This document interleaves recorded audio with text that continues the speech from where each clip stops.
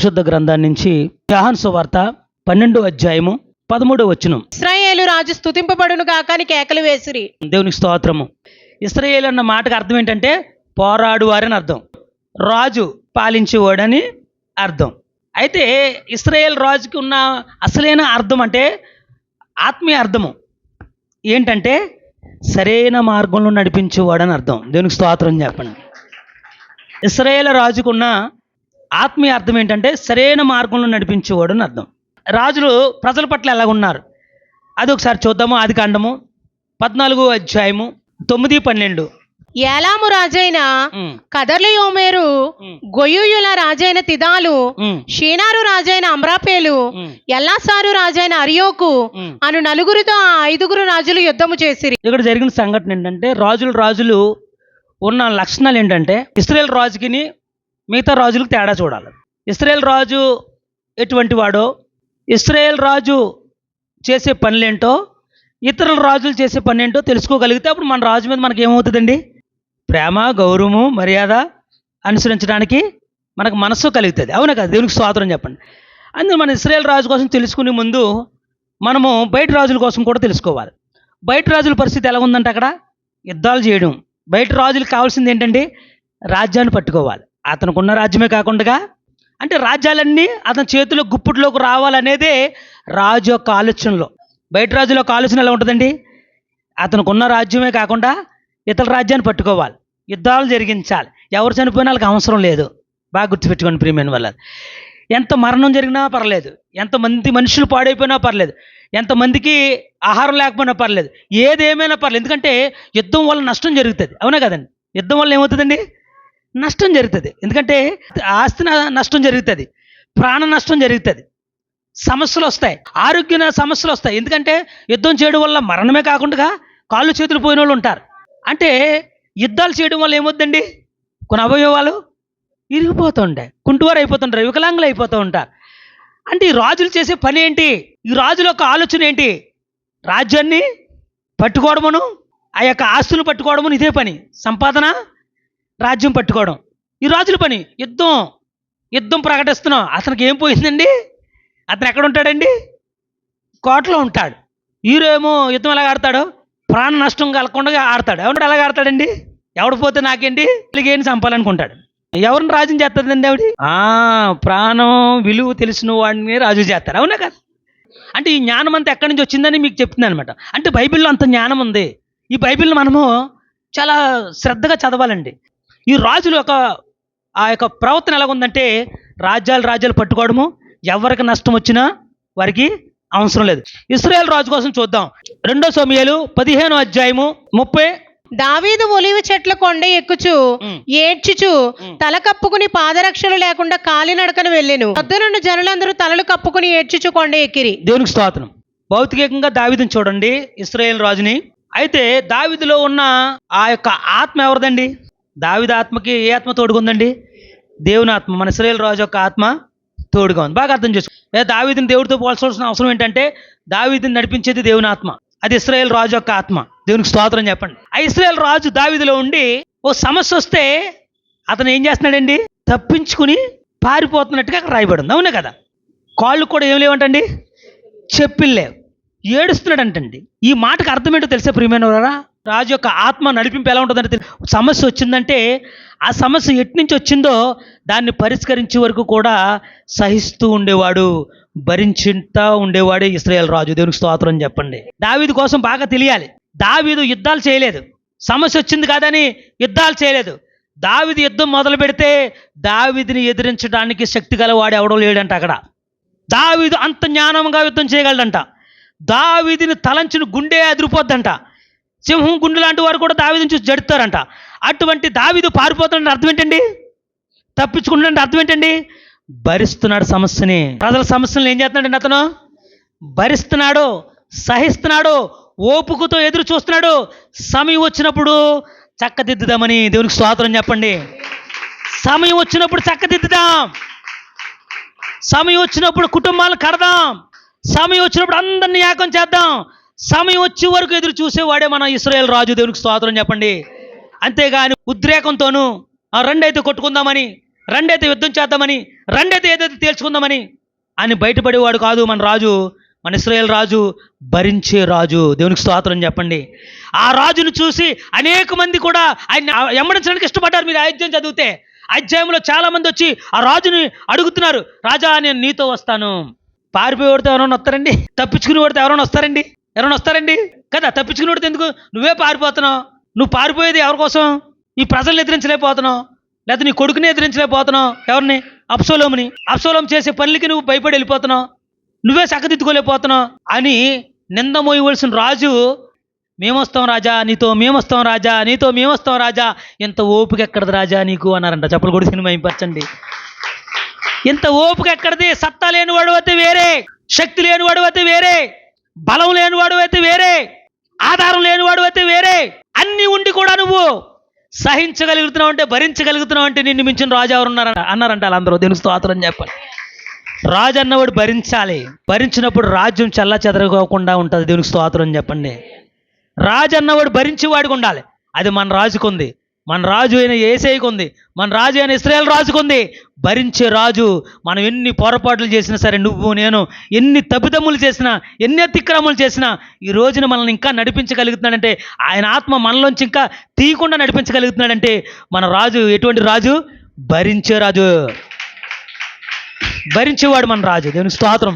మరి రెండోది 1 సమూయేలు 30:19.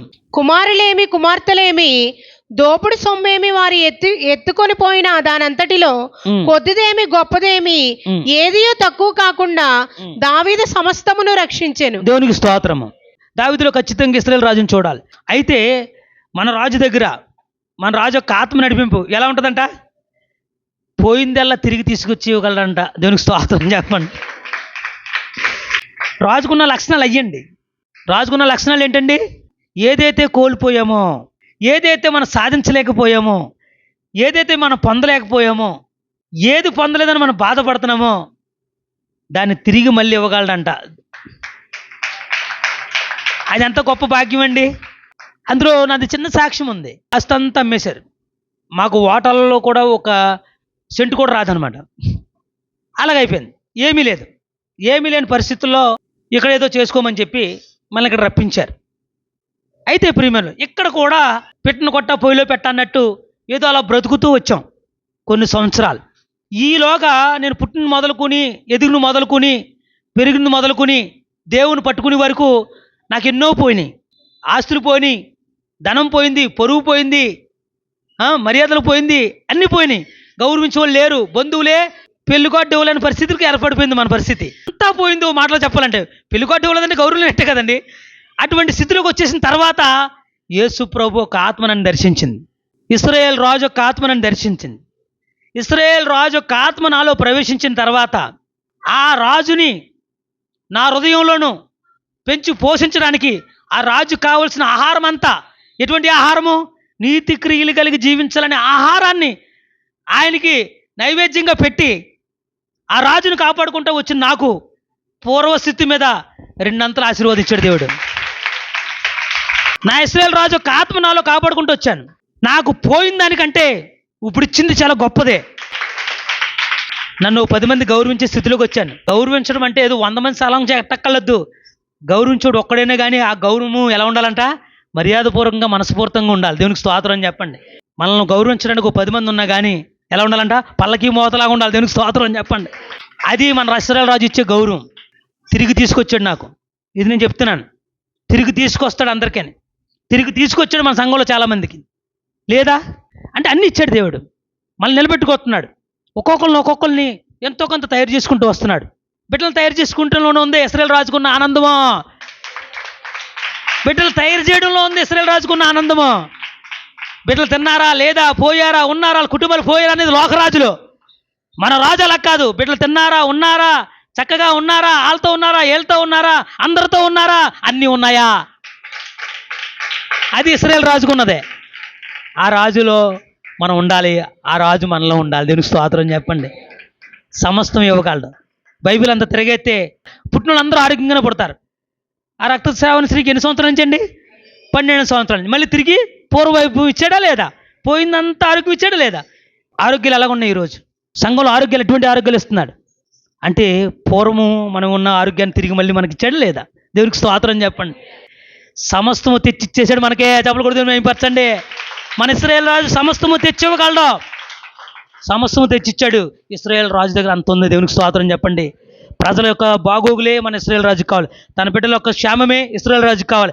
సరైన మార్గం నడిపించుకోవడంటే ఒకసారి మత్తయి సువార్త 3వ అధ్యాయంలో నీతి యావత్తు ఇలాగు నెరవేర్చుట మనకి తగి ఉన్నదని అతనికి ఉత్తరం ఇచ్చును కనుక అతడు అలాగూ కానిచ్చాను. అతను అంటున్నాడు, నీ చెప్పులు వారా ఇప్పుడు కూడా నేను సరిపోను. నువ్వు నాకు బాప్తీసం ఇవ్వాల్సిన వాడివి, నేను నీకు బాప్తీసం ఇవ్వాల్సిన పని వచ్చింది ఏంటి? ఇది కరెక్ట్ కాదని అంటున్నాడు ఆయన. ఎవరో యోహాన్. మన రాజు ఏమంటాడండి? ఇశ్రాయేలు రాజు ఇది ఇప్పుడు కానీ అంటే అర్థం ఏంటండి? నేను చెప్పింది నువ్వు చెప్పింది వింటాక నేను రాలేదు. నేను రాజుని. రాజు ఎలా ఉండాలండి? అక్కడ అశ్వరోష రాజు ఎలా ఉన్నాడండి? చెప్పించుకుంటున్నాడు ఆయన. చెప్పింది చేస్తున్నాడు. ఈ రాజు ఎలా ఉన్నాడండి? నువ్వు చెప్పింది చేయి. వాక్యం సారం అది. ఆయన చక్కగా ప్రార్థన చేసుకుని ఎవరైనా పోనీ యోహాను చిన్నటోడండి. ఈ కాల జ్ఞానుల కంటే చిన్నటోడు ఆయన. లోక జ్ఞానము దైవ జ్ఞానం తెలిసిన వాడు యోహాను. అటువంటి వాడిని ఏమన్నాడండి ఈయన? నువ్వు చెప్పింది చేయి అన్నాడు. ఎంత జ్ఞానం ఉన్నా పై జ్ఞానం నాదన్నాడు అంతే. దేవునికి స్తోత్రం చెప్పండి. నీకెంత జ్ఞానం ఉన్నా పై జ్ఞానం మన ఇశ్రాయేలు రాజుదే. నీకెంత జ్ఞానం ఉన్నా ఈ లోకంలో ఎంత జ్ఞానం తిరుగుతున్నా సరే, బైబిల్ నమ్ముకుని మనం తిరుగుతున్నాం. మన జ్ఞానం కంటే ఇశ్రాయేలు రాజు జ్ఞానం ఎంత చాలా గొప్పది. దేవునికి స్తోత్రం చెప్పండి. ఆయన చెప్పింది చెయ్యాలి తప్ప అతను చెప్పుడు మాటలు వినే రాజు కాదు మన ఇశ్రాయేలు రాజు. చెప్పుడు మాటలు ఎండో. చెప్పుడు మాటలు వినకుండా ఉన్నవాడే అసలైన సిసలైన రాజు మన ఇశ్రాయేలు రాజు. దేవునికి స్తోత్రం చెప్పండి. అప్పుడే రాజ్యం ఏమవుతుందండి? కట్టబడుతుంది. నీతి యావత్తు నువ్వు ఇలా చెయ్యి, అప్పుడు రాజ్యం కట్టబడుతుంది. నీ మాటగా వింటే నేను కట్టబోయే రాజ్యం ఏమవుతుంది? చల్లా చెదిరైపోద్ది. యోహానా, నా మాట విని నేను చెప్పినట్టు చెయ్యి. నేను రాజ్యం కట్టడానికి వచ్చాను. నా రాజ్యం పడకూడదు. పడిపోయేలాగా నీ సలహా నేను తీసుకోకూడదు. నా సలహా ద్వారా నీ రాజ్యం కట్టబడాలి. నా సలహాలను నువ్వు ఉండి తప్ప నీ సలహాలకు నేను రానన్నా చెప్పిన రాజే యేసురాజు. దేవునికి స్తోత్రం చెప్పండి. ఎందుకంటే ప్రియమైన వాళ్ళ ఒకళ్ళ మాట వినకుండా ఆ రాజ్యాన్ని కడతానికి వచ్చిన వాడు ఒక నియమాన్ని నేర్పించాడు. రాజు నియమాలు నేర్పించాలి. రాజు ఏం చేయాలండి? నియమాలు పద్ధతులు నేర్పించాలి. రాజు అన్నవాడు పద్ధతులు నేర్పించాలి.